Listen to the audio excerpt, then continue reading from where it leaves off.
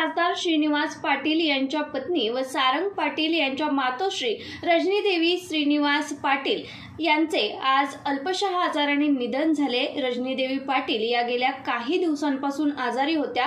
त्यांच्यावर पुणे येथे उपचार सुरू होते।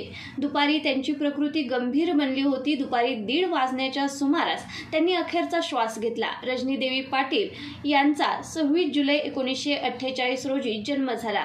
त्यांचे मूळ गाव सातारा तालुक्यातील चिंचनेर वंदन येथील असून 4 पिढ्यांची सैनिकी परंपरा असलेल्या बर्गे कुटुंबातील आहेत। 16 मे 1968 रोजी त्यांचा खासदार श्रीनिवास पाटील यांच्याशी विवाह झाला। खासदार श्रीनिवास पाटील यांच्या प्रशासकीय, राजकीय व सामाजिक जीवनात त्यांनी कायम सोबत दिली। त्यांच्या पार्थिवावर आज सायंकाळी 6 वाजता कराड येथील वैकुंठ स्मशानभूमीमध्ये अंत्यसंस्कार करण्यात येणार आहेत। अच्छे लोगों की अच्छी पसंद आता खास खवय्यांसाठी royal biryani and caterers. Royal लोकांची रॉयल पसंती, royal biryani and caterers. AC dining hall, फॅमिलीसाठी वेगळी बैठक व्यवस्था। एक वेळ अवश्य भेट द्या। आमचा पत्ता 64 मल्हारपेठ, गीते बिल्डिंग जवळ, सातारा।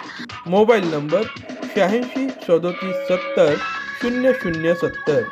अच्छे लोग अच्छी पसंद, रॉयल बिर्याणी अँड केटरर्स।